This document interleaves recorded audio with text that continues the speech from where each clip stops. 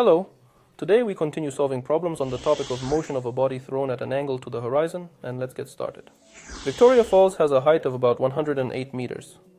If the water in the river flows at a speed of 3.6 tenths of a meter per second before the fall, what speed will the water have when it reaches the bottom of the waterfall? Let's write down the conditions of the problem. We need to determine the final velocity of falling water, denoted as v with the index f. And we know the height from which the water falls, 108 meters. We know the initial velocity of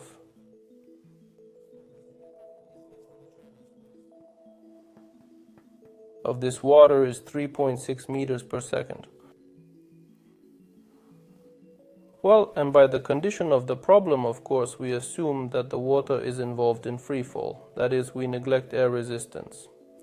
Let's draw this illustration, which shows what happens to the water. So, let's assume that this is a stream of water that has a horizontal initial velocity before falling. 3.6 meters per second. What happens to this flow next? It goes into free fall, which is a parabolic arc. The arc of a parabola, and having traveled a height of 108 meters, before falling, the water will have a certain velocity, which will be directed at an angle to the horizon, and that's what we're going to determine.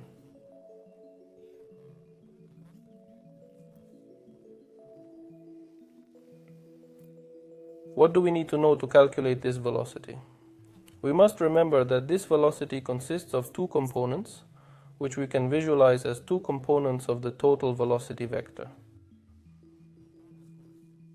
This velocity, as we know with you horizontally, the one that was at the beginning of the water, it is preserved in the process of this movement, and the velocity that acquires a stream of water before falling to the ground, denoted as v on the y-axis.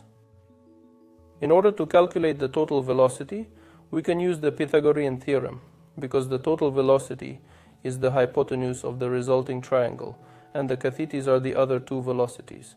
Therefore, let's write down the expression. The final velocity will be determined by the sum of the squares of the initial velocity and the final velocity, all under the root sign. Let's see what we know. The initial velocity is known, so the problem will be to find at what speed along the y-axis the water is moving before falling. We see that at the initial time the velocity is directed only along the x-axis, that is horizontally. Vertically, this component of velocity will be 0. So using this fact, let's write it down, that the projection of the initial velocity on the y-axis is 0. And now we look again at what we know. We know the height from which this fall occurs. Again, you and I know that this fall occurs with a cumulative fall acceleration g, and then our task will be to relate these parameters to each other. Let me remind you that we can relate the altitude and the two velocities, the initial and final velocities, by the following equation. So, final velocity squared minus initial velocity squared divided by 2g.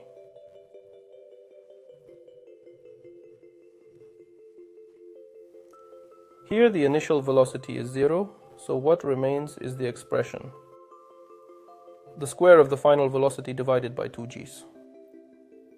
What do we need to calculate from here? We can see that this equation is just missing the square of the final velocity on the y-axis, and we can express this value from the resulting equation.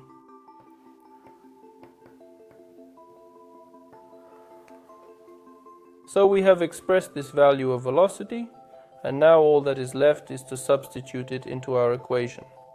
So it turns out that the final velocity will be the square of the initial velocity plus